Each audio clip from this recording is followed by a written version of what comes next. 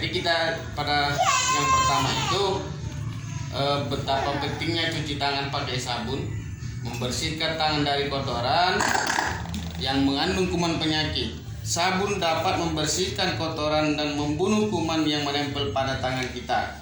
Oke Bapak Ibu, apakah Bapak Ibunya ini rutin mencuci tangan di rumah? Bu apa dulu, Bu Aisyah? Bu, kalau di rumah ada nggak sarana wadah untuk kita buat cuci tangan setiap hari setiap kita keluar masuk rumah, Bu? Bu Aisyah? Oh, ternyata Bu Aisyah di rumah semenjak pandemi Covid ini membuat sarana cuci tangan di rumah ya, Bu.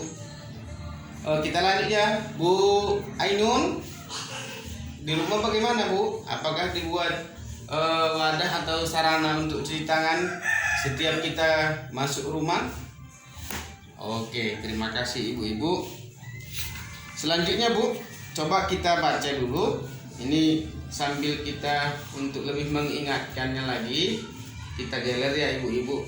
Pentingnya cuci tangan itu tadi yang pertama, cuci tangan pakai sabun, membersihkan tangan dari kotoran yang mengandung kuman penyakit. Selanjutnya Bapak Ibu, mencuci tangan pakai sabun itu,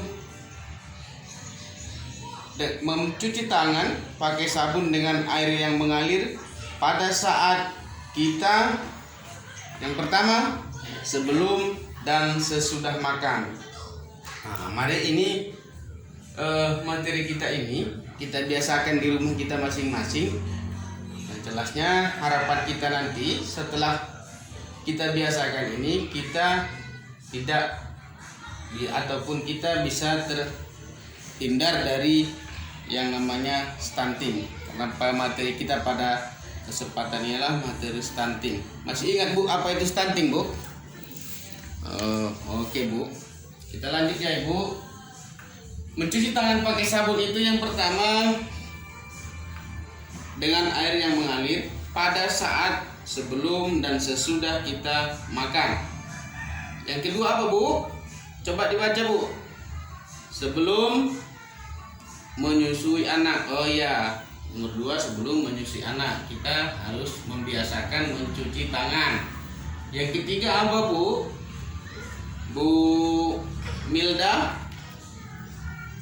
Sesudah membuang air ataupun sesudah kita membuang air besar ataupun air kecil, kita biasakan mencuci tangan dengan sabun dan air yang mengalir.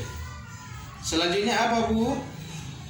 Setelah menyentuh barang-barang ataupun benda-benda termasuk itu uang. Ya. Selanjutnya Bapak Ibu, setelah bersin atau batuk, apalagi dalam kondisi pandemi saat ini Bapak Ibu, ketika kita bersin, kita biasakan mencuci tangan dengan pakai sabun dan air yang mengalir. Sampai di sini ada yang mau ditanyakan Bapak Ibu pada pertemuan ini bukan hanya sebatas pertemuan di sini saja ya Bapak Ibu. Ini harus kita praktekkan di rumah, harus kita biasakan di rumah biar kita hidup sehat ataupun tercegah dari yang namanya stunting. Bapak Ibu, kalau tidak ada yang mau ditanya, saya yang bertanya ya Bapak Ibu. Boleh Bu, saya bertanya. Di rumah Ibu ada nggak disediakan untuk sarana mencuci tangan pakai sabun itu Bu? Sebagian ada ya Bapak Ibu, sebagian tidak ada ya kan. Nah, dengan sesudahnya kita mempelajari materi ini, kita biasakan nanti di rumah kita itu mencuci tangan setiap kita keluar masuk rumah ataupun masuk ke dalam rumah. Kita biasakan mencuci tangan pakai sabun. Apalagi kita pulang dari ladang, dari sawah ya Bapak Ibu, ataupun kita pulang dari pertemuan ini nantinya, kita biasakan kita buat mencuci tangan pakai sabun dengan air, lebih bagusnya dengan air yang mengalir, dialirkan airnya itu walaupun dia di ember tapi dialirkan dengan pakai gayung. Oke, kita lanjut Bapak Ibu, yang kedua yang paling terpenting ini adalah langkah-langkah mencuci tangan. Langkah-langkah mencuci tangan. Ini yang paling penting ya Bapak Ibu. Oke Bapak Ibu, tadi kita sudah masuk langkah-langkah tentang mencuci tangan. Ini kalau ibu-ibunya yang biasanya ada anak kecil, ada anak TK, anak PAUD, anak SD. Ini biasanya yang sering antar ke sekolah, yang mengawali anak-anaknya udah terbiasa nih Bapak Ibu. Nanti kita akan praktekkan tentang cara ataupun langkah-langkah dalam mencuci tangan. Nanti di luar kita siapkan ember ataupun kita siapkan nanti tong. Nah, baru kita praktekkan situ ya Bu. Ini hanya kita baca, nanti kita praktekkan. Kita buat satu kertas, nanti ibu-ibunya setiap satu orang satu poin dan langsung dipraktekkan. Oke ya Bapak Ibu. Ini ada 6 poin Bu, ada 6 langkah-langkah. Nanti ketika ibu membaca, nomor 1, langkah-langkahnya apa Bu? Basahi tangan. Langsung ibunya nanti kita buat praktek di luar. Oke ya Ibu, Bapak Ibu. Ini kita lanjut dulu ke yang berikutnya. Apa sih manfaat cuci tangan pakai sabun? Kenapa kita dituntut terus untuk mencuci tangan pakai sabun? Yang pertama itu dapat membunuh kuman penyakit yang ada di tangan. Kalau kita terbiasa mencuci tangan dengan sabun, mencuci tangan dengan pakai sabun dan air yang mengalir, manfaatnya untuk kita yang pertama membunuh kuman penyakit yang ada di tangan kita. Apalagi dalam situasi pandemi COVID-19 ini, kita dituntut terus untuk ada namanya 3M ya Ibu. Bukan 3 miliar ya Bu, tetapi 3M. Mencuci tangan, memakai masker, dan menjaga jarak ya Ibu. Yang kedua, manfaat cuci tangan pakai sabun itu mencegah penularan penyakit seperti diare dan lain-lainnya ya Bu. Yang ketiga, mencegah stunting.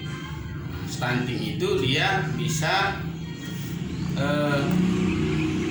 memberikan dampak yang tidak baik kepada anak-anak kita ketika kita tidak membiasakan dengan cuci tangan. Karena anak-anak ini dia bermain, apa yang didapatnya itu dia tidak peduli, karena namanya juga anak-anak ya Bu.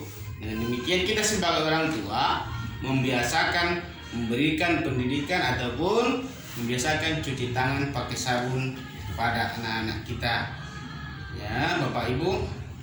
Ini gampang saja Bu untuk menyediakan, karena kadang kita berbicara biaya ya Ibu ya Pak. Berbicara biayanya mahal Pak, nggak ada duit belinya. Banyak banyak yang bisa kita gunakan untuk tempat-tempat tempat air untuk mencuci tangan. Seperti ember bekas, ember cat bekas itu bisa kita manfaatkan. Pokoknya banyaklah yang lain-lainnya ya Bapak Ibu. Mungkin itu saja materi kita pada hari ini. Mari sesudah materi ini jangan hanya ditinggalkan di sini saja. Kita praktekkan di rumah, kita ajak suami, kita ajak ibu mertua, kita ajak anak-anak kita untuk membiasakan mencuci tangan pakai sabun dengan air yang mengalir. Manfaatnya untuk ibu-ibu juga, untuk anak-anak ibu juga, untuk kita semua ya. Mungkin itu saja. Nanti untuk pertemuan ataupun modul berikutnya ini akan disampaikan oleh teman-teman saya. Demikian, terima kasih kepada Bapak Ibunya yang sudah menyimak, dan nanti langsung kita praktekkan. Dan ini saya tekankan, Bapak Ibunya jangan menganggap saya sebagai yang menggurui, tetapi kita saling mengingatkan untuk kebaikan kita bersama. Nanti akan dibantu oleh sahabat-sahabat ataupun rekan-rekan saya untuk modul-modul berikutnya. Demikian, terima kasih kepada Bapak Ibunya. Assalamualaikum warahmatullahi wabarakatuh. Selamat sore kepada Bapak Ibu. Mudah-mudahan kita sehat selalu, bertemu dengan keluarga nantinya di rumah. Assalamualaikum warahmatullahi wabarakatuh.